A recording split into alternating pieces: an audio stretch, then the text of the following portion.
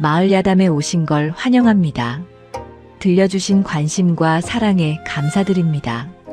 구독과 좋아요 눌러주시고 마음을 나누어 주신다면 더 많은 따뜻한 이야기를 전해드리겠습니다.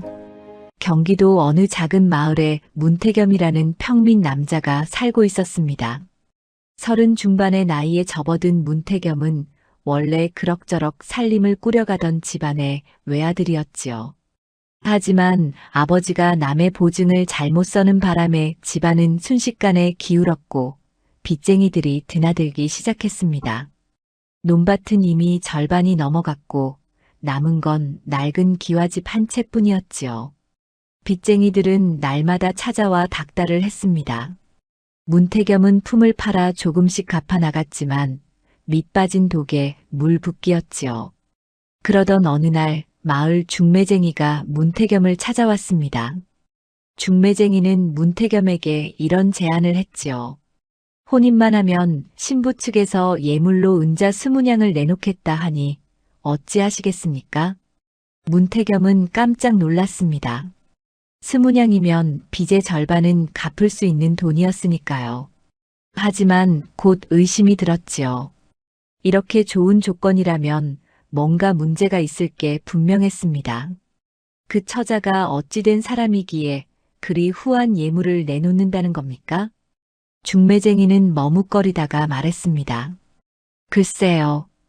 처자가 말이 좀 적고 동작이 굼뜨다고는 합니다만 그래도 얼굴은 제법 볼만하고 성품도 온순하답니다. 문태겸은 고민에 빠졌습니다. 하지만 빚쟁이들의 독촉이 날로 심해지는 상황에서 달리 방도가 없었지요. 결국 문태겸은 혼인을 받아들였습니다. 마음 한구석이 편치는 않았지만 등 떠밀려 정한 혼처였습니다. 혼례날이 다가왔습니다. 문태겸은 초래청에서 신부를 처음 마주했지요. 강매화라는 이름의 그 처자는 과연 중매쟁이 말대로 얼굴은 단정했습니다. 하지만 온종일 고개를 푹 숙인 채 한마디도 하지 않았지요. 절을 올릴 때도 술잔을 나눌 때도 강매화는 그저 시키는 대로만 움직였습니다. 눈빛도 초점 없이 흐릿했고 표정도 없었지요. 마을 사람들은 수군거리기 시작했습니다. 저 새댁이 정령 정신이 온전한 게 맞는가? 글쎄 말일세. 하루 종일 입 한 번 안 열던데. 문서방이 돈에 눈이 멀어 바보를 아내로 맞은 게 아닌가 싶네 그려. 문태겸은 그 소리를 듣고 얼굴이 화끈거렸습니다. 하지만 이미 혼례는 치러졌고 예물도 받아 빚쟁이들에게 건넸으니 되돌릴 수도 없는 노릇이었지요. 문태겸은 속으로 자신을 다독였습니다. 말이 없으면 어떤가. 순하기만 하면 살림을 꾸리는데 지장은 없을 게다. 혼례를 마친 뒤였습니다. 마을 사람들은 돌아가면서 신랑 신부를 힐끗힐끗 쳐다보았지요. 그럴 때마다 수군거리는 소리가 들렸습니다. 저 새댁이 정령 정신이 온전한 게 맞는가? 글쎄 말일세. 하루 종일 입 한 번 안 열던데. 문서방이 돈에 눈이 멀어 바보를 아내로 맞은 게 아닌가 싶네 그려. 문태겸은 그 소리들이 귀에 다 들렸습니다. 얼굴이 화끈거렸지요. 하지만 이미 혼례는 치러졌고 예물도 받아 빚쟁이들에게 건넸으니 되돌릴 수도 없는 노릇이었습니다. 마당에 홀로 남은 문태겸은 신방 쪽을 바라보았습니다. 강매화는 벌써 안으로 들어가 있었지요. 문태겸은 천천히 마당을 거닐며 생각했습니다. 내가 이 꼴이 된 게 다 집안 빚 때문이다. 빚만 아니었어도 이런 혼처를 정하지 않았을 텐데. 중매쟁이가 처음 강매화를 소개했을 때부터 뭔가 이상하다 싶었습니다. 20냥이나 되는 후한 예물을 내놓으면서도 서두르는 눈치였지요. 처자의 성품이 좋다, 얼굴이 괜찮다는 말만 되풀이했을 뿐 구체적인 이야기는 없었습니다. 문태겸은 그때 더 따져 물었어야 했다고 후회했습니다. 하지만 빚쟁이들이 날마다 들이닥치는 상황에서 20냥은 너무나 큰 돈이었지요. 결국 문태겸은 제대로 알아보지도 않고 혼처를 정해버렸습니다. 말이 없으면 어떤가. 순하기만 하면 살림을 꾸리는데 지장은 없을 게다. 문태겸은 스스로를 달래려 했습니다. 하지만 마음 한구석이 개운치 않았지요. 마을 사람들의 비웃음이 귓가에 맴돌았습니다. 문태겸은 담장 너머를 바라보았습니다. 다른 집들에서는 혼례 첫날 웃음소리가 들려오곤 했지요. 하지만 자신의 집은 쥐죽은 듯 조용했습니다. 신부가 말이 없으니 집안의 생기라고는 찾아볼 수 없었습니다. 해가 완전히 지고 어둠이 내렸습니다. 문태겸은 마당에 서서 한참을 망설였지요. 신방으로 들어가야 할 시간이었지만 발걸음이 쉽게 떨어지지 않았습니다. 저 여인과 평생을 살아야 한다니. 문태겸은 깊은 한숨을 내쉬었습니다. 강매화에 대한 실망과 자신의 처지에 대한 원망이 뒤섞였지요. 하지만 어쩔 수 없었습니다. 이미 혼인은 치러졌고 강매화는 자신의 아내가 되었으니까요. 문태겸은 천천히 신방을 향해 걸어갔습니다. 등잔불이 비치는 창문 너머로 강매화의 그림자가 보였지요.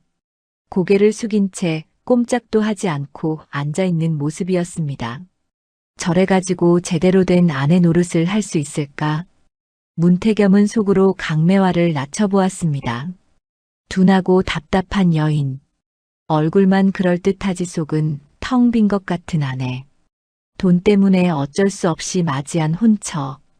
그렇게 문태겸은 신방 앞에 섰습니다. 문고리를 잡은 손에 힘이 들어가지 않았지요. 혼례 첫날인데도 마음속엔 설렘 대신 무거움만 가득했습니다. 문태겸은 아직 몰랐습니다. 강매화의 침묵 속에 얼마나 많은 것이 숨어 있는지를요. 문태겸은 문고리를 잡고 잠시 망설였습니다. 심호흡을 한 뒤 천천히 문을 열었지요. 신방 안에는 등잔불이 희미하게 타오르고 있었습니다. 강매화는 이미 자리에 앉아 있었지요. 고개를 숙인 채 무릎 위에 손을 가지런히 얹고 있었습니다. 문태겸은 문을 닫고 강매화 맞은편에 앉았습니다. 어색한 침묵이 흘렀지요. 강매화는 여전히 고개를 들지 않았습니다. 문태겸은 목을 가다듬고 입을 열었습니다. 오늘 수고 많았소. 예. 강매화는 고개를 숙인 채 한 글자만 내뱉었습니다. 문태겸은 속으로 한숨을 삼켰지요. 그래도 첫날 밤이니 말을 더 붙여보려 했습니다. 앞으로 우리 둘이 살림을 꾸려야 하니 서로 의지해야 할게요. 예. 또 한 글자였습니다. 문태겸은 점점 답답함이 커졌지요. 혼례 내내 입 한 번 제대로 열지 않던 강매화가 신방에서도 마찬가지였습니다. 문태겸은 자신도 모르게 말투가 굳어졌습니다. 그대도 알겠지만 우리 혼인은 급하게 정해진 것이오. 나도 어쩔 수 없었고 그대 집안도 그러했을게요. 강매화는 여전히 고개를 숙인 채였습니다. 문태겸은 계속 말했지요. 하지만 이왕 부부가 된 이상 각자 역할을 해야 하오. 나는 밖에서 품을 팔아 살림을 꾸릴 테니 그대는 안에서 집안일을 돌보면 돼요. 예. 문태겸은 속으로 생각했습니다. 말이 없으니 다루기는 쉽겠구나. 순종적이니 내 뜻대로 살림을 꾸려갈 수 있겠지. 문태겸은 은연중에 자신이 이 혼인에서 주도권을 쥐고 있다고 여겼습니다. 그대가 말이 적은 건 알겠소. 하지만 사람들 앞에서는 좀 더 밝게 굴어야 하오. 오늘 보니 마을 사람들이 그대를 이상하게 보더군. 그때였습니다. 강매화가 천천히 고개를 들었지요. 등잔불 아래로 드러난 얼굴은 생각보다 또렷했습니다. 강매화는 문태겸을 똑바로 바라보며 조용히 말했습니다. 서방님께서는 사람들이 뭐라 하는 게 그리 중요하십니까? 문태겸은 순간 당황했습니다. 강매화의 목소리가 생각보다 차분하고 낮았지요. 그리고 그 말투에는 어딘가 날카로운 구석이 있었습니다. 그게 무슨 말이오? 오늘 하루 종일 서방님께서 제 얼굴보다 남의 얼굴을 더 많이 보셨습니다. 사람들이 뭐라 할까 그것만 신경 쓰셨지요. 문태겸은 가슴이 뜨끔했습니다. 강매화의 말이 전곡을 찔렀지요. 그건 저를 부끄러워하셨지요? 말이 없고 굼뜬 아내를 얻어서 체면이 깎인다고 생각하셨습니다.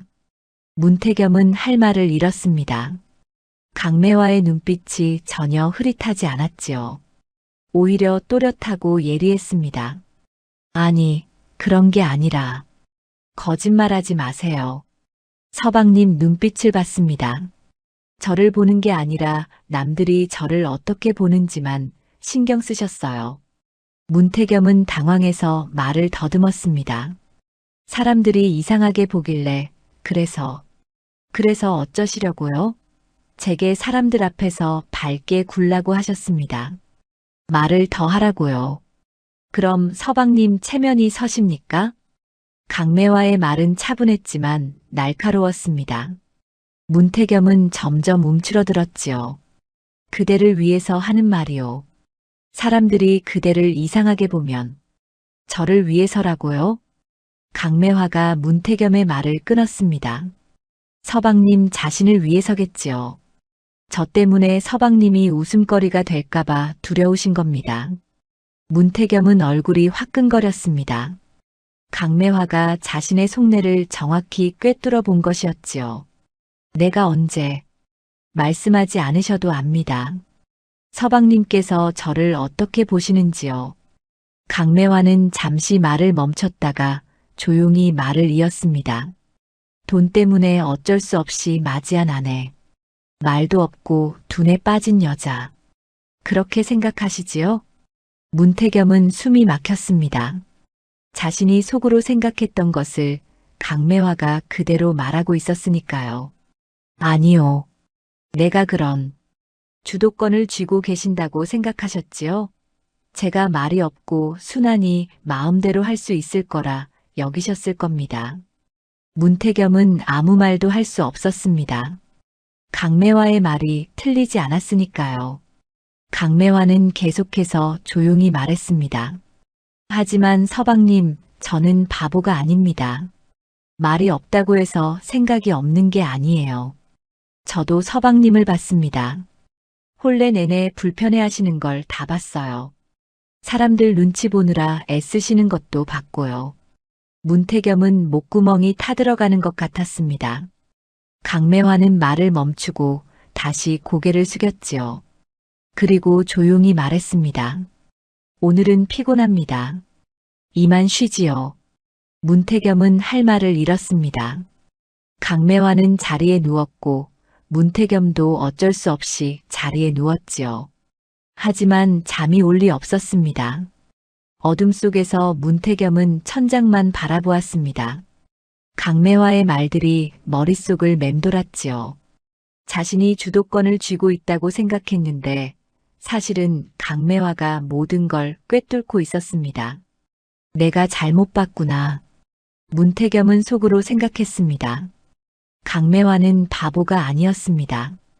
오히려 자신보다 훨씬 예리하고 또렷한 사람이었지요.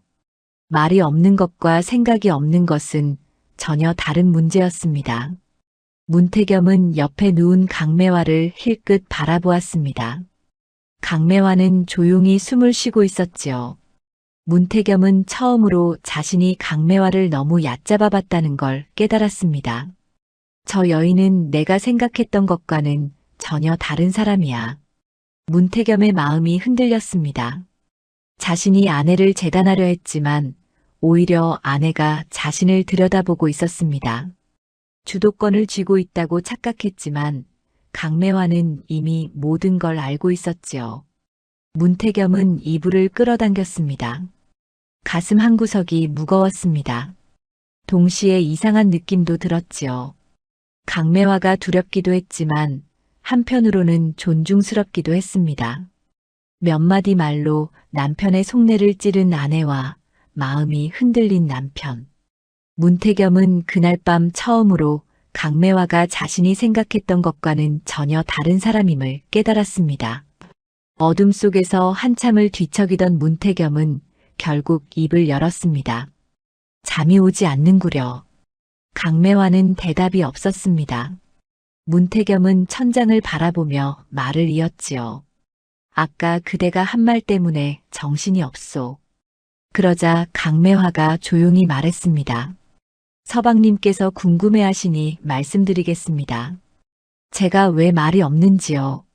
문태겸은 몸을 돌려 강매화를 바라보았습니다. 어둠 속에서 강매화의 윤곽만 희미하게 보였지요. 강매화는 천장을 바라본 채 담담하게 말했습니다. 저는 말을 많이 하면 미움받는다는 걸 배웠습니다. 집안이 기울고 나서 바느질 품을 팔러 다녔는데 말이 많으면 일을 못한다고 쫓겨났지요. 그래서 입을 다물었습니다. 필요한 말만 하기로 했습니다. 그러니 사람들이 저를 둔하다 여겼지요. 하지만 그게 편했습니다. 미움받는 것보다는 무시당하는 게 나았으니까요. 강매화의 목소리는 흔들림이 없었습니다. 문태겸은 가슴이 답답해졌지요. 그런데 서방님께서는 저를 어떻게 보셨습니까? 강매화가 물었습니다. 문태겸은 대답하지 못했지요. 강매화는 계속 말했습니다. 서방님은 사람들 눈치가 두려우셨지요. 제가 말이 없고 굼뜨니 서방님 체면이 깎일까봐 걱정하셨습니다. 그렇지 않습니까? 문태겸은 할 말을 잃었습니다. 강매화의 말이 정확히 맞았으니까요. 서방님께서는 주도권을 쥐고 계신다고 생각하셨을 겁니다.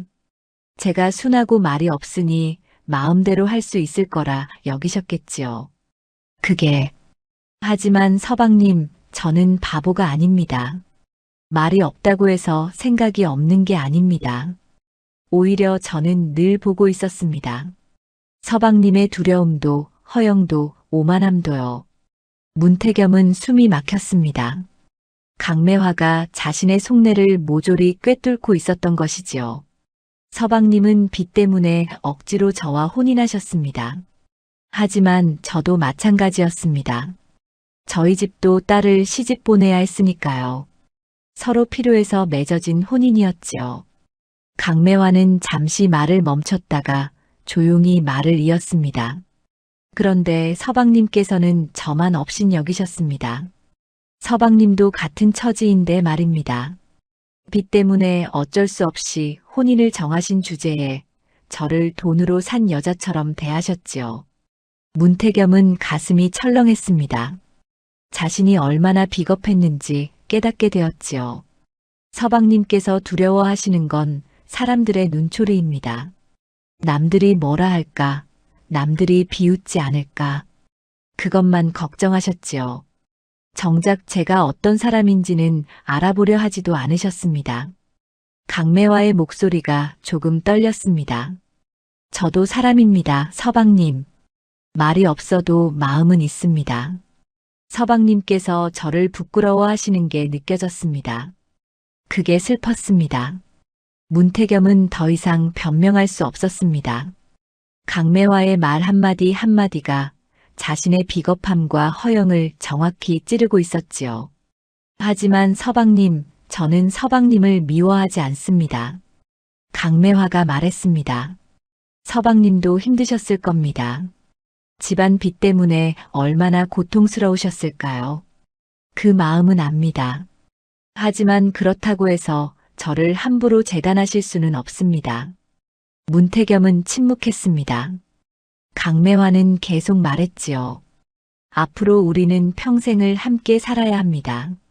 서방님께서 저를 어떻게 대하시느냐에 따라 이 혼인이 어떻게 될지 정해질 겁니다. 저는 서방님께 한 가지만 바랍니다. 저를 사람으로 대해주세요. 남들 눈치 보느라 저를 부끄러워하지 마시고 제가 어떤 사람인지 제대로 보려 해주세요. 강매화의 말이 끝났습니다. 방 안에 긴 침묵이 흘렀지요. 문태겸은 천장을 바라보며 숨을 깊이 들이마셨습니다. 자신이 얼마나 오만했는지 깨달았습니다. 강매화는 바보가 아니었습니다. 오히려 자신보다 훨씬 또렷하고 강한 사람이었지요. 말이 없는 게 아니라 필요 없는 말을 하지 않는 것이었습니다. 둔한 게 아니라 모든 걸 꿰뚫어 보고 있었던 것입니다. 문태겸은 자신이 주도권을 쥐고 있다고 착각했지만 사실은 강매화가 모든 걸 보고 있었습니다. 자신의 두려움도 허영도 비겁함도요. 문태겸은 이불을 걷어차고 일어나 앉았습니다. 그리고 어둠 속에서 강매화가 누운 쪽을 향해 깊이 고개를 숙였습니다. 미안하오. 짧은 말이었지만 진심이 담겨 있었습니다. 문태겸은 평생 처음으로 다른 사람 앞에서 진심으로 고개를 숙였지요. 강매화는 대답이 없었습니다.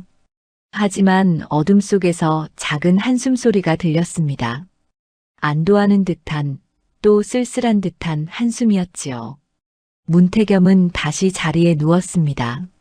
하지만 이제는 마음이 조금 가벼워졌습니다. 자신의 잘못을 인정하고 나니 오히려 편안해졌지요. 그날 밤 문태겸은 처음으로 아내 앞에서 고개를 숙였습니다. 오만함을 내려놓고 허영을 버리고 한 사람의 인간으로서 다른 인간을 마주한 것이지요. 첫날 밤은 그렇게 지나갔습니다. 말없는 아내와 고개 숙인 남편. 두 사람 사이에 놓여있던 보이지 않는 벽이 조금씩 무너지기 시작했습니다. 다음 날 아침 문태겸은 일찍 눈을 떴습니다. 밤새 뒤척이느라 제대로 잠을 이루지 못했지요. 옆을 보니 강매화는 이미 일어나 있었습니다. 부엌에서 솥 긁는 소리가 들렸지요. 문태겸은 자리에서 일어나 마루로 나왔습니다. 강매화는 아침 준비를 하고 있었지요. 여전히 말없이 조용히 움직이고 있었습니다. 문태겸은 어색하게 서 있다가 조심스럽게 입을 열었습니다. 일찍 일어났구려. 예. 강매화는 여전히 한 글자로만 대답했습니다. 하지만 어젯밤과는 달리 문태겸은 그 침묵이 다르게 느껴졌지요. 단순히 말이 없는 게 아니라 필요 없는 말을 하지 않는 것처럼 보였습니다. 내가 도와주겠소. 문태겸이 다가서자 강매화는 잠시 손을 멈추고 문태겸을 바라보았습니다. 놀란 듯한 눈빛이었지요. 문태겸은 괜히 멋쩍어서 말했습니다. 물이라도 길어오겠소. 고맙습니다. 강매화는 고개를 가볍게 숙였습니다. 문태겸은 두레박을 들고 우물로 향했지요. 물을 길어오는 동안 어젯밤 일이 계속 떠올랐습니다. 강매화가 했던 말들, 자신을 꿰뚫어 보던 눈빛. 문태겸은 더 이상 강매화를 함부로 대할 수 없다는 걸 깨달았습니다. 아침상이 차려졌습니다. 문태겸은 상 앞에 앉았지요. 강매화도 맞은편에 앉았습니다. 두 사람은 말없이 밥을 먹었지요. 하지만 어제와는 다른 침묵이었습니다. 어색하지만 불편하지는 않은 침묵이었지요. 문태겸은 젓가락을 놓으며 말했습니다. 잘 먹었소. 예. 강매화는 상을 치우기 시작했습니다. 문태겸은 그런 강매화를 바라보다가 입을 열었지요. 오늘 품을 팔러 나가야 하오. 저녁에 돌아오겠소. 조심히 다녀오세요. 강매화의 대답은 짧았지만 진심이 담겨 있었습니다. 문태겸은 고개를 끄덕이고 집을 나섰지요. 마을 어귀에 나서자 아낙네들이 수군거리는 소리가 들렸습니다. 문서방 새댁 보셨어요? 어제도 입 한 번 안 열던데.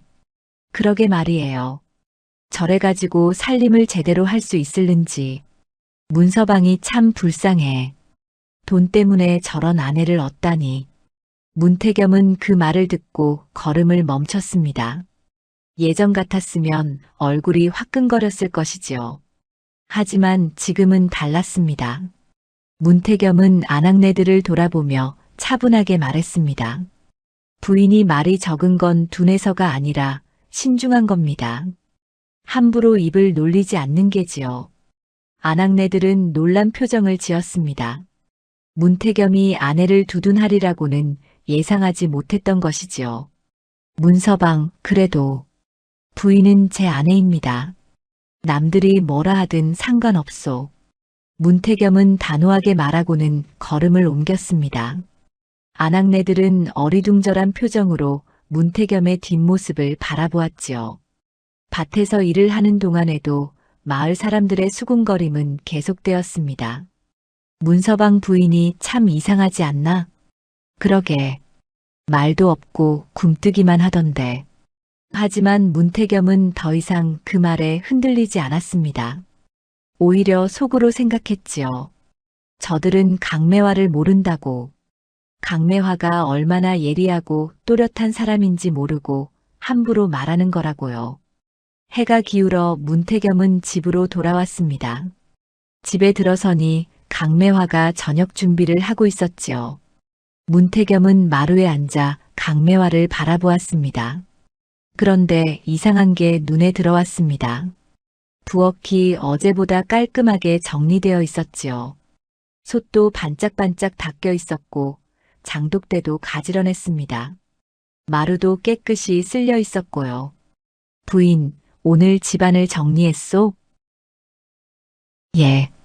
강매화는 여전히 한 글자만 대답했습니다. 하지만 문태겸은 알았지요. 강매화가 드러내지 않고 조용히 집안을 바로잡고 있다는 것을요. 저녁상이 차려졌습니다. 어제보다 반찬이 하나 더 늘어 있었지요. 문태겸이 물었습니다. 이 나물은 어디서 구했소? 뒤란에 있었습니다. 강매화는 짧게 대답했습니다. 문태겸은 뒤란을 떠올렸지요. 자풀만 무성하던 곳이었는데 강매화가 나무를 캐온 모양이었습니다. 고생했소. 아닙니다. 두 사람은 말없이 밥을 먹었습니다. 하지만 어제와는 분위기가 달랐지요.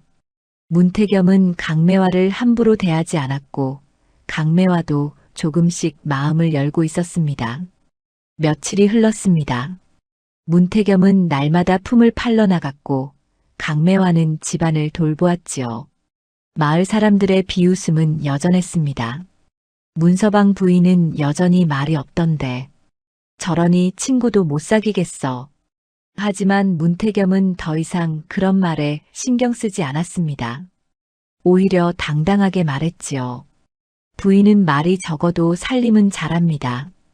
그것만으로 충분하지 않습니까? 문서방이 참 변했네 그려. 아내를 알고 나니 달라진 게지요. 문태겸은 웃으며 대답했습니다. 마을 사람들은 고개를 갸웃거렸지만 더 이상 뭐라 하지 않았지요. 집으로 돌아온 문태겸은 또다시 변화를 발견했습니다.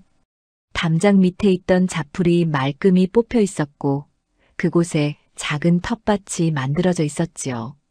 부인, 이건 씨앗을 뿌렸습니다. 강매화는 짧게 대답했습니다. 문태겸은 감탄했지요. 강매화는 말없이 조용히 집안을 바로잡고 있었습니다. 드러내지 않고 자랑하지 않고 그저 묵묵히 해야 할 일을 하고 있었지요.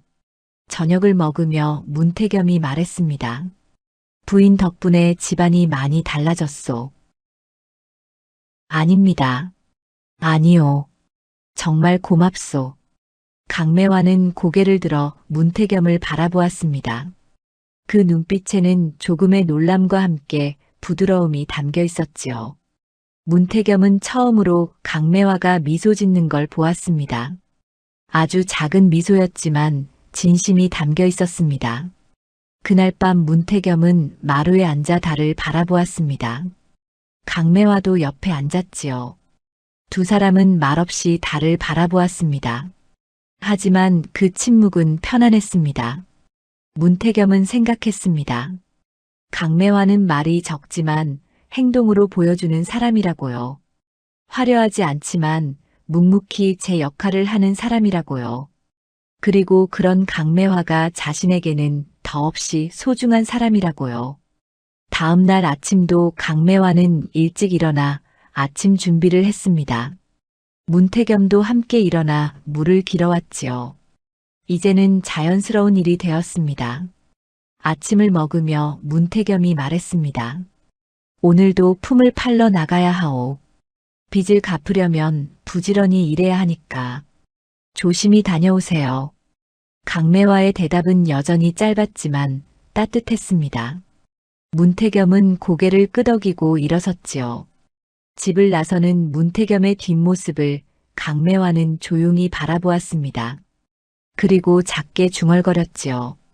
서방님도 달라지셨어. 강매화는 다시 집안일을 시작했습니다. 오늘도 드러내지 않고 조용히 하지만 확실하게 집안의 흐름을 바로잡아 나갈 것이었습니다. 마을 사람들의 비웃음은 여전했지만 두 사람은 이제 흔들리지 않았습니다. 문태겸은 더 이상 남들 눈치를 보지 않았고 강매화는 묵묵히 제 할 일을 했지요. 그렇게 두 사람의 새로운 일상이 시작되었습니다. 며칠 뒤 문태겸은 마을 어귀에서 노치연을 마주쳤습니다. 노치연은 문태겸과 어릴 적부터 알고 지낸 사이였지요. 하지만 성품이 비뚤어져 남의 약점을 들춰내는 걸 즐기는 자였습니다. 이거 문서방이 아닌가. 오랜만일세 그려. 노치연은 비죽이 웃으며 다가왔습니다. 문태겸은 반갑지 않았지만 예의상 인사를 받았지요. 그래, 오랜만이네. 들었네. 자네가 혼인을 했다고. 축하하네. 노치연의 말투에는 축하보다는 비아냥이 섞여 있었습니다. 문태겸은 불편했지만 참았지요. 고맙네.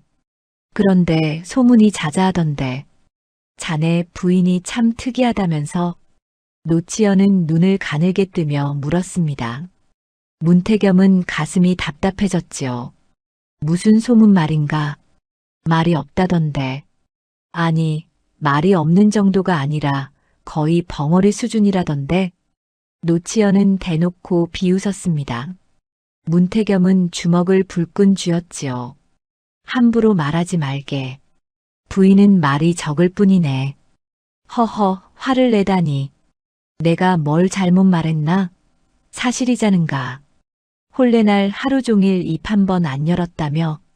노치연은 전혀 물러서지 않았습니다. 오히려 더 신이 나서 말을 이었지요. 아, 그리고 굼뜨기까지 하다던데. 밥 한 그릇 먹는데도 한나절이 걸린다면서. 허허. 노치연 그만하게. 문태겸의 목소리가 낮아졌습니다. 하지만 노치연은 멈추지 않았지요. 내가 이해가 안 가서 그러네. 자네가 아무리 빚이 있다지만 왜 그런 아내를 얻었나? 돈이 그렇게 급했나? 문태겸은 얼굴이 붉어졌습니다. 노치연의 말이 자신의 약점을 정확히 찌르고 있었지요. 집안 사정이 그렇네. 자네가 알 바 아니야. 알 바 아니긴. 하지만 자네가 불쌍해서 그러네. 평생 저런 아내랑 살아야 하다니. 노치연은 고개를 절레절레 흔들었습니다. 그리고 목소리를 낮춰 말했지요. 마을 사람들이 다 웃고 있네. 문서방이 돈에 눈이 멀어 바보를 아내로 맞았다고 말일세. 문태겸은 가슴이 철렁했습니다. 마을 사람들이 여전히 자신을 웃음거리로 여기고 있다는 게 분했지요. 하지만 노치연은 거기서 멈추지 않았습니다. 자네 체면이 말이 아니지. 나라도 자네 같으면 집 밖으로 못 나가겠네. 그나저나 저런 아내가 살림은 제대로 하나? 말도 못하는데 장도 못 보러 갈 게 아닌가. 문태겸은 참다 못해 소리쳤습니다. 그만하라고 했네. 노치연은 놀란 척하며 손을 들었지요. 허허, 화를 내다니. 내가 걱정해서 하는 말인데. 친구 아닌가. 친구라면 그런 말을 하지 말게. 문태겸은 노치연을 뿌리치고 걸어갔습니다. 하지만 노치연의 웃음소리가 뒤에서 따라왔지요. 자네 정신 차리게. 바보 아내한테 속아 넘어가지 말고. 문태겸은 집으로 돌아왔습니다. 마음이 무거웠지요. 노치연의 말들이 귓가에 맴돌았습니다. 문태겸은 마루에 주저앉았습니다. 그때 강매화가 부엌에서 나왔습니다. 문태겸의 표정이 좋지 않다는 걸 알아챈 듯 했지요. 무슨 일 있으십니까? 강매화가 조심스럽게 물었습니다. 문태겸은 한참을 망설이다가 말했습니다.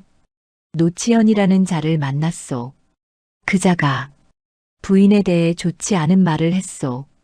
강매화는 잠시 침묵했습니다. 그리고 조용히 물었지요. 어떤 말을요? 말이 없고 둔하다고. 바보 같다고 했소. 문태겸은 고개를 숙였습니다. 강매화는 문태겸 옆에 앉았지요. 그래서 서방님께서는 어떻게 하셨습니까? 화를 냈소. 그만하라고 했지. 강매화는 작게 미소 지었습니다. 고맙습니다. 하지만 마을 사람들이 여전히 우리를 웃음거리로 여긴다는 게 분했소. 문태겸의 목소리가 떨렸습니다. 강매화는 문태겸의 손을 가볍게 잡았지요. 서방님, 남들이 뭐라 하든 상관없습니다. 우리가 어떻게 사느냐가 중요하지요. 문태겸은 강매화를 바라보았습니다. 강매화의 눈빛은 흔들림이 없었지요. 침착하고 담담했습니다. 부인은 화나지 않소? 화를 낼 만한 가치도 없는 말입니다. 저를 모르는 사람들이 하는 소리일 뿐이에요. 강매화의 말에 문태겸은 마음이 진정되었습니다. 그렇지요. 강매화를 제대로 아는 사람은 자신뿐이었습니다. 남들이 뭐라 하든 상관없었지요. 부인 말이 맞소. 내가 흔들렸소. 괜찮습니다. 서방님께서 저를 믿어주시니 그것만으로 충분합니다. 문태겸은 강매화의 손을 꼭 잡았습니다. 강매화의 침착한 태도에 다시 마음을 다잡았지요. 하지만 노치현은 거기서 멈추지 않았습니다. 며칠 뒤 노치현은 문태겸을 다시 찾아왔지요. 이번에는 웃는 얼굴로 왔습니다. 문서방, 지난번에는 내가 실언을 했네. 미안하네. 노치현은 사과하는 척했지만 눈빛은 여전히 비뚤어져 있었습니다. 그래, 알겠네. 그래서 말인데 자네를 도와주고 싶어서 왔네. 도와주다니? 문태겸은 의아해했습니다. 노치현이 남을 도울 사람이 아니라는 걸 알고 있었으니까요. 자네 집안에 빚이 있지 않은가. 내가 좋은 장사를 하나 알고 있네. 같이 하면 큰 돈을 벌 수 있을 게야. 노치현은 목소리를 낮춰 말했습니다. 무슨 장사 말인가? 곡식 장사일세. 내가 헐값에 곡식을 살 수 있는 곳을 알고 있네. 그걸 사서 비싸게 팔면 큰 이익을 남길 수 있지. 문태겸은 고개를 갸웃거렸습니다. 그렇게 좋은 장사라면 노치현이 혼자 할 텐데 왜 자신을 끌어들이려는지 이해가 가지 않았지요. 왜 나한테 그런 제안을 하나? 친구 아닌가? 자네가 빚 때문에 고생하는 걸 보니 안 됐네. 도와주고 싶은 거지. 노치현은 환하게 웃었습니다. 하지만 그 웃음 뒤에는 무언가가 숨어 있었지요. 생각해보겠네. 너무 오래 생각하지 말게. 기회는 금방 지나가는 법이니까. 노치현은 그렇게 말하고 돌아갔습니다. 문태겸은 석연치 않았지요. 저녁에 강매화에게 이 이야기를 했습니다.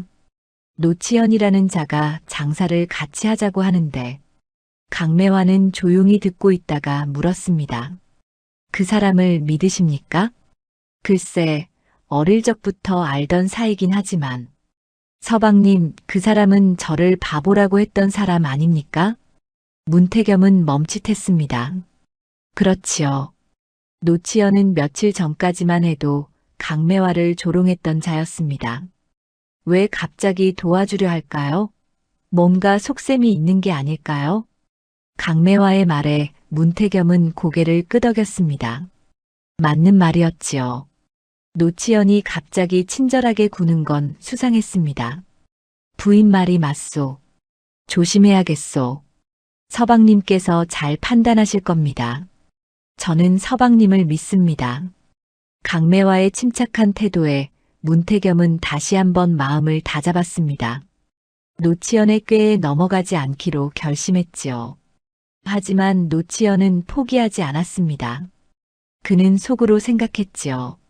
문태겸의 바보 아내를 이용하면 문태겸을 쉽게 속일 수 있을 거라고요.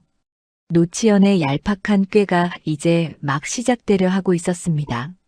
며칠 뒤 노치연이 다시 문태겸을 찾아왔습니다. 이번에는 한 사내를 데리고 왔지요. 문서방, 이분이 곡식을 헐값에 팔 수 있다는 장씨일세. 장씨라는 사내는 얼굴이 험상궂었지만 공손하게 인사했습니다. 문서방께 좋은 장사를 소개하려 왔습니다. 문태겸은 여전히 석연치 않았지만 일단 이야기를 들어보기로 했지요. 어떤 장사 말입니까?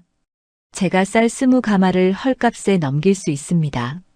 시세의 절반 값이지요. 절반이라니 그럴 리가 있습니까? 급한 일이 생겨서 말입니다. 빨리 처분해야 하니 싸게 드리는 겁니다. 노치연이 끼어들었습니다. 자네가 돈을 대고 쌀을 사면 내가 비싼 값에 팔아주겠네.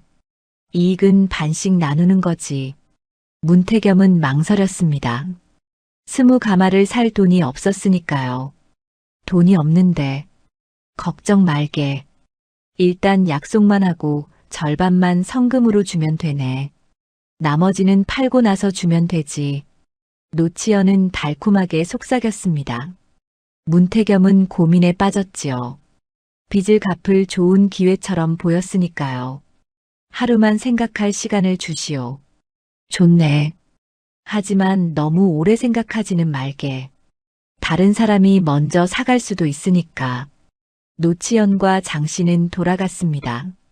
문태겸은 집으로 들어가 강매화에게 이야기했지요. 노치연이 다시 왔소. 쌀 장사를 하자고 하는데 강매화는 조용히 듣고 있다가 물었습니다. 얼마나 싸다고 합니까? 시세의 절반이라고 하오. 너무 쌉니다. 강매화의 말에 문태겸도 고개를 끄덕였습니다. 나도 그게 이상했소. 아무리 급해도 절반은 너무 싼 거 아니오? 그 사람이 그 쌀을 어디서 구한다고 했습니까? 그건 묻지 않았소. 강매화는 잠시 생각하다가 말했습니다. 서방님 조심하셔야 합니다. 뭔가 잘못된 일일 수 있습니다. 하지만 빚을 갚을 좋은 기회인데 서두르지 마세요. 제가 알아보겠습니다. 문태겸은 강매화의 말을 믿기로 했습니다. 하지만 다음 날 노치연이 다급하게 찾아왔지요. 문서방, 큰일 났네. 장씨가 다른 사람한테 팔아버릴 것 같네. 지금 결정하지 않으면 기회를 놓치네. 문태겸은 당황했습니다. 노치연은 계속 다그쳤지요. 자네 빚 생각해보게. 이번 기회 놓치면 평생 갚지 못할 걸세. 결국 문태겸은 흔들렸습니다. 그리고 가지고 있던 돈 10량을 성금으로 주고 말았지요. 나머지는 쌀을 받고 팔면 주겠네. 좋네. 역시 자네를 믿었어. 노치연은 환하게 웃으며 돌아갔습니다. 하지만 며칠이 지나도 쌀은 오지 않았지요. 문태겸은 불안해졌습니다. 노치연을 찾아갔지만 노치연은 빈말로 얼버무렸습니다. 조금만 기다리게. 장씨가 곧 가져올 걸세. 하지만 일주일이 지나도 쌀은 오지 않았습니다. 그러던 어느 날 장씨가 갑자기 나타났지요. 문서방, 큰일 났습니다. 무슨 일이요? 관청에서 그 쌀이 도둑질한 거라고 합니다. 원주인이 찾고 있다고요. 문태겸은 얼굴이 하얗게 질렸습니다. 뭐라고? 도둑질한 쌀이라고? 성금으로 받은 돈을 당장 돌려주십시오. 안 그러면 저도 같이 잡혀갑니다. 장씨는 다급하게 소리쳤습니다. 문태겸은 당황했지요. 하지만 돈을 이미 썼소. 당장 구할 수가 없소. 그럼 쌀로 갚으시든지 하십시오. 안 그러면 관청에 고발하겠습니다. 장씨는 협박하듯 말하고는 돌아갔습니다. 문태겸은 집으로 돌아와 주저앉았지요. 강매화가 다가왔습니다. 무슨 일이십니까? 문태겸은 떨리는 목소리로 사정을 설명했습니다. 강매화는 조용히 듣고 있다가 말했습니다. 서방님 진정하십시오. 차근차근 생각해 봅시다. 어떻게 진정을 하오? 돈도 날리고 관청에 끌려갈 판인데. 먼저 제게 처음부터 다시 말씀해 주십시오. 언제 누구를 만났고 무슨 말을 들었는지요. 강매화는 침착했습니다. 문태겸은 떨리는 목소리로 처음부터 다시 설명했지요. 강매화는 하나하나 귀담아 들었습니다. 그렇군요. 그럼 노치연이 처음 왔을 때 무슨 말을 했습니까? 곡식을 헐값에 살 수 있다고 했소. 그때 증인이 있었습니까? 아니, 둘이서만 이야기했소. 그럼 장 씨를 만났을 때는요? 누가 있었습니까? 노치연과 장 씨, 그리고 나 셋이었소. 강매화는 고개를 끄덕이며 계속 물었습니다. 돈을 줄 때는 누가 받았습니까? 노치연이 받았소. 장 씨한테 전해주겠다고 했지. 증서는 받으셨습니까? 아니, 친구 사이인데 무슨 증서를. 강매화는 잠시 생각에 잠겼습니다. 그리고 조용히 말했지요. 서방님, 이건 처음부터 꾸민 일입니다. 꾸민 일이라니? 노치연과 장씨가 짜고 서방님을 속인 겁니다. 문태겸은 깜짝 놀랐습니다. 어떻게 그걸 아오? 강매화는 차분히 설명했습니다. 첫째, 쌀값이 너무 쌌습니다. 절반 값이라는 건 말이 안 됩니다. 둘째, 증서도 없이 돈을 받아갔습니다. 셋째, 쌀은 오지도 않았는데 갑자기 도둑질한 거라고 합니다. 그리고 생각해 보십시오. 진짜 도둑질한 쌀이라면 장 씨가 왜 서방님께 와서 돈을 돌려달라고 하겠습니까? 관청에 가면 자기도 잡힐 텐데요. 문태겸은 강매화의 말에 정신이 번쩍 들었습니다. 맞는 말이었지요. 그럼 어떻게 해야 하오? 증거를 모아야 합니다. 먼저 노치연을 만나십시오. 하지만 혼자 만나지 마시고 증인을 데려가세요. 증인을? 네. 그리고 노치연에게 이렇게 물어보십시오. 성금으로 준 돈을 어디에 썼는지, 장 씨는 지금 어디 있는지요. 강매화는 차분히 길을 짚어주었습니다. 만약 노치연이 말을 바꾸거나 얼버무리면 그게 증거입니다. 그럼 마을 이장님께 가서 사정을 설명하십시오. 하지만 증서가 없는데, 증서가 없다는 것도 증거입니다. 정당한 거래였다면 증서를 썼을 테니까요. 그리고 노치연이 처음에 뭐라고 했는지, 언제 누구를 만났는지 순서대로 말씀하십시오. 문태겸은 강매화를 바라보았습니다. 강매화는 감정적으로 맞서지 않고 차분히 증거와 흐름을 정리해 주었지요. 문태겸은 감탄했습니다. 부인이 이렇게 똑똑했소? 말이 없다고 생각이 없는 건 아닙니다. 다만 필요할 때만 말할 뿐이지요. 문태겸은 강매화의 말대로 했습니다. 마을 어른을 증인으로 데리고 노치연을 찾아갔지요. 노치연, 성금으로 준 돈은 어디 갔나? 그건 장 씨한테 줬네. 장 씨는 지금 어디 있나? 글쎄, 나도 모르겠네. 노치연은 말을 바꾸기 시작했습니다. 문태겸은 마을 어른 앞에서 처음부터 끝까지 설명했지요. 노치연의 얼굴이 점점 굳어졌습니다. 마을 이장이 나섰습니다. 노치연, 증서도 없이 돈을 받아간 것부터가 잘못이 아닌가. 그건 장 씨라는 자는 어디 사는 누군가. 내가 한번 만나봐야겠네. 노치연은 당황했습니다. 장 씨는 애초에 노치연이 데려온 사기꾼이었으니까요. 결국 노치연의 꾀가 드러나기 시작했습니다. 그날 저녁 집으로 돌아온 문태겸은 강매화에게 말했습니다. 부인 덕분에 일이 풀리고 있소. 부인 말이 모두 맞았소. 다행입니다. 부인이 없었다면 나는 그대로 속았을 거요. 부인의 말은 늘 정확하오. 문태겸은 이제 확신했습니다. 강매화는 말이 적을 뿐 생각은 자신보다 훨씬 깊고 정확하다는 것을요. 며칠 뒤 마을 사람들이 이장댁에 모였습니다. 노치연과 문태겸 사이의 일을 해결하기 위해서였지요. 마을 어른들과 이웃들이 모두 자리했습니다. 이장이 입을 열었습니다. 노치연, 자네가 문서방한테서 돈 열량을 받아갔다는 게 사실인가? 그건 장 씨한테 전해주려고. 그럼 장 씨는 어디 있나? 그 사람을 불러야 하지 않겠나?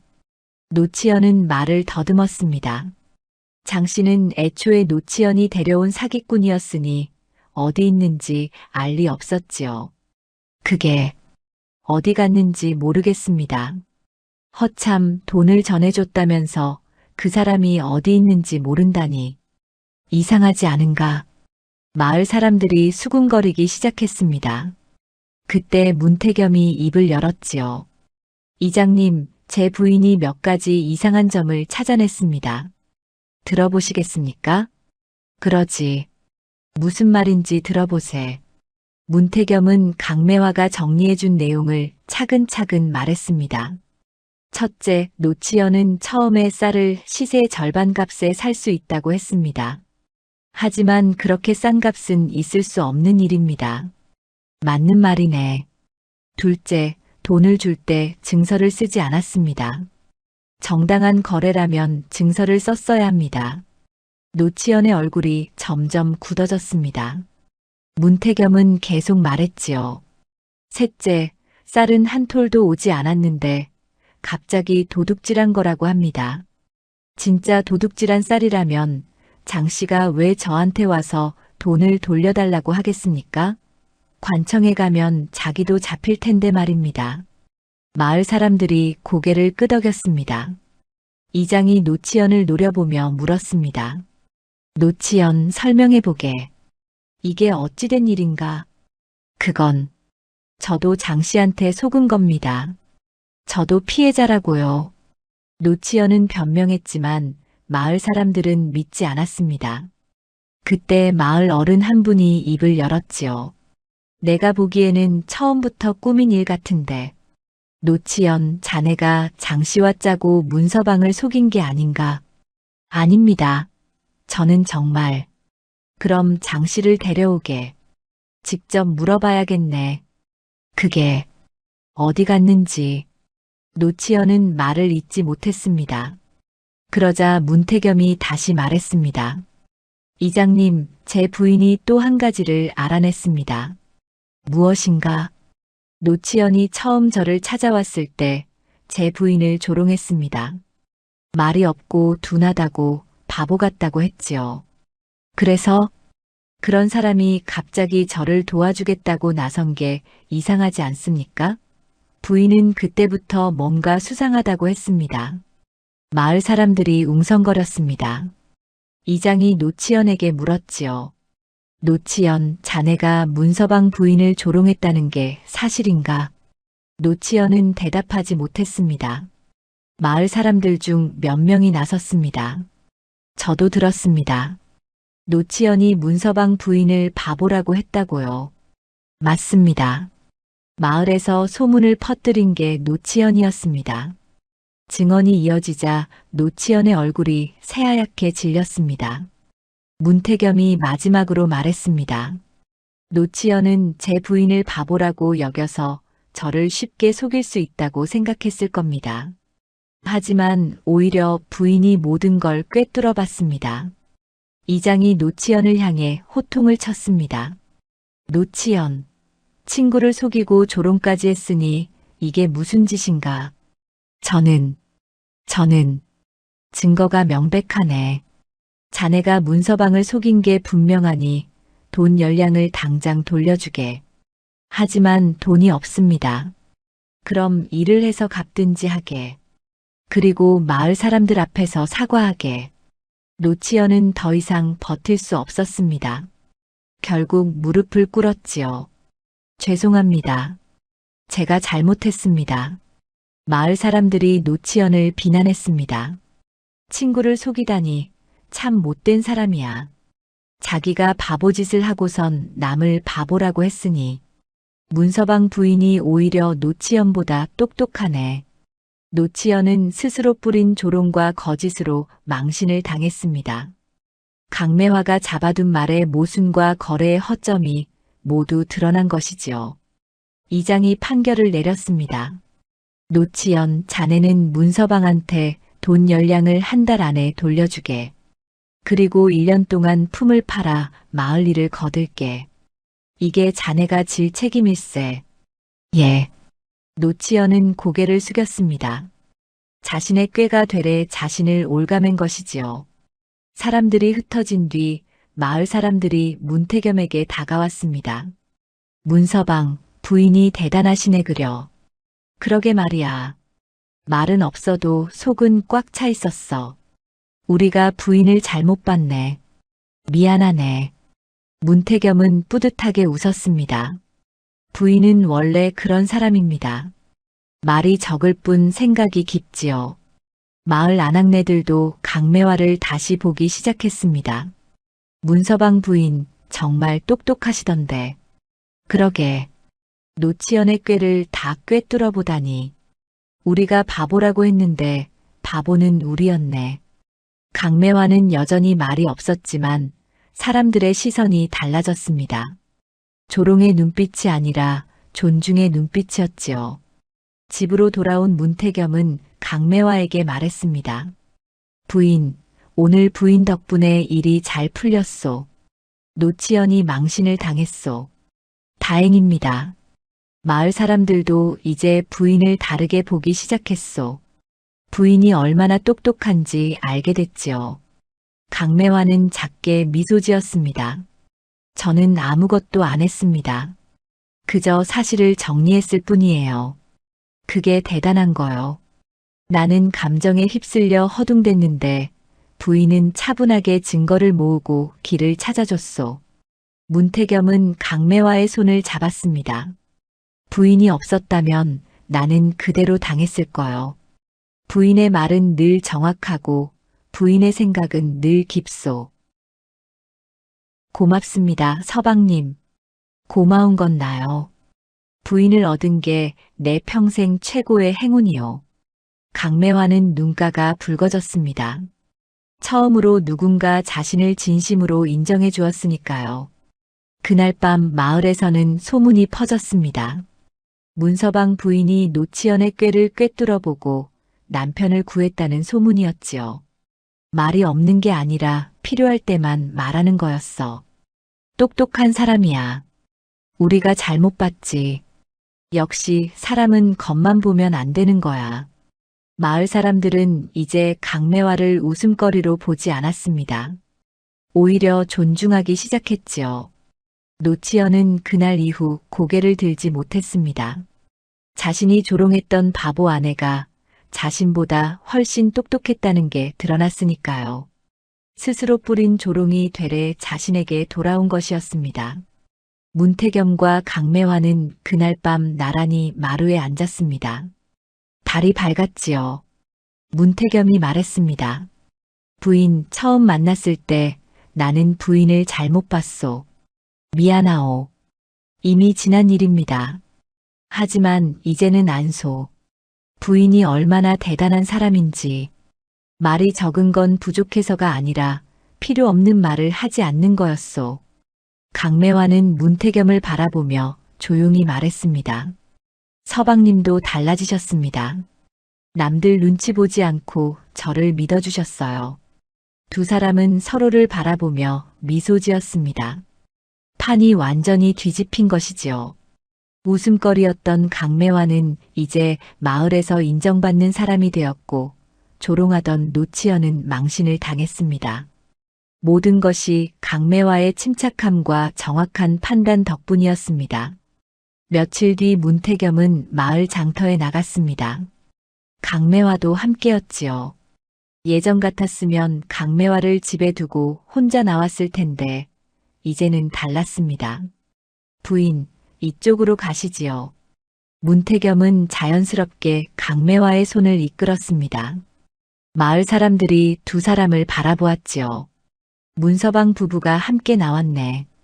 문서방이 많이 달라졌어. 예전에는 부인을 숨기려고만 했는데 사람들의 시선이 느껴졌지만 문태겸은 개의치 않았습니다. 오히려 당당했지요. 장터에서 아낙네 하나가 강매화에게 다가왔습니다. 문서방 부인, 저번에 정말 대단하셨어요. 노치연의 속셈을 다 꿰뚫어 보시다니. 강매화는 고개를 가볍게 숙이며 짧게 대답했습니다. 아닙니다. 아니에요. 우리가 부인을 잘못 봤어요. 미안합니다. 다른 아낙네들도 하나둘 다가왔습니다. 맞아요. 우리가 부인을 바보라고 했는데 바보는 우리였어요. 부인, 혹시 살림꾸리는 법 좀 가르쳐 주실 수 있으세요? 우리 집도 부인처럼 잘 정리하고 싶어요. 강매화는 여전히 말이 적었습니다. 하지만 예전처럼 고개를 숙이지 않았지요. 조용히 고개를 들고 사람들을 바라보며 짧게 대답했습니다. 천천히 하나씩 정리하면 됩니다. 역시 부인은 말씀도 간결하시고 명확하세요. 사람들은 강매화를 존중하는 눈빛으로 바라보았습니다. 문태겸은 그 모습을 보며 뿌듯해했지요. 장을 보고 돌아오는 길에 문태겸이 말했습니다. 부인, 이제 사람들이 부인을 제대로 보기 시작했소. 그저 사실이 밝혀진 것뿐입니다. 아니요. 부인이 스스로 증명한 거요. 말이 적어도 생각이 깊고 조용해도 강하다는 것을. 강매화는 작게 미소 지었습니다. 문태겸은 계속 말했지요. 처음 만났을 때 나는 부인을 동반자가 아니라 짐으로 여겼소. 하지만 이제는 안소. 부인 없이는 나도 없다는 것을. 서방님, 부인은 내 동반자요. 평생 함께 갈 사람이요. 강매화의 눈가가 붉어졌습니다. 처음으로 누군가 자신을 동반자로 인정해 준 것이지요. 집으로 돌아온 두 사람은 함께 저녁 준비를 했습니다. 문태겸이 물을 깃고 강매화가 밥을 지었지요. 자연스러운 모습이었습니다. 저녁을 먹으며 문태겸이 말했습니다. 부인, 내가 하나 깨달은 게 있소. 무엇입니까? 처음에 나는 부인 때문에 무너질까봐 두려워했소.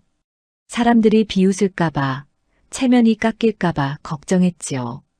문태겸은 잠시 숨을 고르고 말을 이었습니다. 하지만 부인은 나를 무너뜨린 게 아니었소. 오히려 바로 세워준 거였소. 바로 세워주다니요? 그래요. 나는 남들 눈치만 보고 살았소. 비겁하고 허영에 가득 찬 사람이었지요. 하지만 부인이 그걸 깨닫게 해줬소. 강매화는 조용히 문태겸을 바라보았습니다. 문태겸은 계속 말했지요. 부인은 내게 용기를 줬소. 남들이 뭐라 하든 상관없이 옳은 일을 하라고. 겉모습이 아니라 속을 보라고. 그렇게 나를 바로 세워준 거요. 서방님께서 스스로 바뀌신 겁니다. 아니요. 부인이 없었다면 나는 여전히 남들 눈치만 보며 살았을 거요.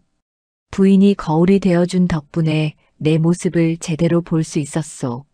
문태겸은 강매화의 손을 잡았습니다. 고맙소, 부인. 나를 바로 세워줘서. 강매화는 눈물을 글썽이며 대답했습니다. 저야말로 고맙습니다. 저를 사람으로 대해주셔서. 두 사람은 서로의 손을 꼭 잡았습니다. 이제는 진짜 부부였지요. 그날 밤 문태겸은 마루에 앉아 생각했습니다. 처음 강매화를 만났을 때와 지금을 비교해 보았지요. 처음에는 강매화가 웃음거리였습니다. 말도 없고 굼뜨다고 여겨졌지요. 하지만 이제는 달랐습니다. 강매화는 마을에서 가장 존경받는 사람 중 하나가 되었습니다. 그리고 자신도 달라졌습니다. 예전에는 남들 눈치만 보며 살았지만 이제는 당당했지요. 아내를 숨기지 않고 자랑스럽게 여겼습니다. 웃음거리의 끝이 이렇게 오는구나. 문태겸은 생각했습니다. 웃음거리는 사라진 게 아니었습니다. 다만 웃음의 대상이 바뀐 것이지요. 강매화를 비웃던 사람들이 이제는 노치연을 비웃고 있었습니다. 하지만 진짜 끝은 그게 아니었습니다. 진짜 끝은 문태겸 자신이 달라진 것이었지요. 남들의 웃음을 두려워하지 않게 된 것. 그게 진짜 웃음거리의 끝이었습니다. 며칠 뒤 마을 잔치가 있었습니다. 문태겸과 강매화도 함께 나갔지요. 예전 같았으면 문태겸이 혼자 나갔을 텐데 이제는 아내와 함께 당당히 나섰습니다. 마을 사람들이 두 사람을 반겼습니다. 문서방 부부 어서 오시오. 문서방 부인 여기 앉으시지요. 강매화는 여전히 말이 적었습니다. 하지만 더 이상 고개를 숙이지 않았지요. 조용히 사람들과 함께 앉아 있었습니다. 잔치가 무르익자 한 어르신이 입을 열었습니다. 문서방, 자네 부인은 참 대단한 분일세. 노치연의 꾀를 다 꿰뚫어 보다니. 고맙습니다, 어르신. 부인은 말은 적어도 속이 꽉 찬 분이야. 우리가 잘못 봤지. 다른 사람들도 고개를 끄덕였습니다. 문태겸은 강매화를 바라보며 말했지요. 부인은 원래 그런 사람입니다. 필요 없는 말을 하지 않을 뿐이지요. 맞는 말일세. 요즘 세상에 말만 많고 실속 없는 사람이 얼마나 많은가. 문서방 부인 같은 분이 귀한 거지. 사람들이 강매화를 칭찬하자 강매화는 조용히 고개를 숙여 인사했습니다. 하지만 예전처럼 움츠러든 게 아니라 당당한 모습이었지요. 잔치가 끝나고 집으로 돌아오는 길에 문태겸이 말했습니다. 부인, 이제 우리는 더 이상 웃음거리가 아니오. 처음부터 웃음거리가 아니었습니다. 그렇죠. 다만 우리가 그렇게 여겨질까봐 두려워했을 뿐이지요. 강매화는 고개를 끄덕였습니다. 문태겸은 계속 말했지요. 이제는 당당하오. 부인이 내 곁에 있다는 게 자랑스럽소. 저도 그렇습니다, 서방님. 두 사람은 손을 잡고 집으로 향했습니다. 달빛이 두 사람의 길을 비추고 있었지요. 집에 도착해서 문태겸이 말했습니다. 부인, 앞으로 우리 함께 살아갑시다. 동반자로서 말이오. 예, 서방님. 함께 가겠습니다. 그날 밤 두 사람은 나란히 마루에 앉아 달을 바라보았습니다. 말은 없었지만 편안했지요. 서로를 이해하고 존중하는 마음이 있었으니까요. 문태겸은 생각했습니다. 강매화는 자신을 무너뜨린 게 아니라 바로 세워준 사람이었다고요. 허영과 비겁함을 걷어내고 진짜 자신을 찾게 해준 사람이었습니다. 그리고 강매화도 생각했습니다. 문태겸은 자신을 사람으로 대해준 첫 번째 사람이었다고요. 말이 적다고 무시하지 않고 조용하다고 얕잡아보지 않은 사람이었습니다. 두 사람에게 웃음거리의 끝은 새로운 시작이었습니다. 진짜 부부로 살아가는 시작이었지요. 마을에서는 이제 아무도 문서방 부부를 비웃지 않았습니다. 오히려 부러워했지요. 서로를 존중하며 살아가는 부부. 그런 부부가 되기란 쉽지 않았으니까요. 문태겸과 강매화의 이야기는 그렇게 끝났습니다. 웃음거리로 시작했지만 존경받는 부부로 끝난 이야기였지요. 그리고 그 끝은 행복한 시작이기도 했습니다.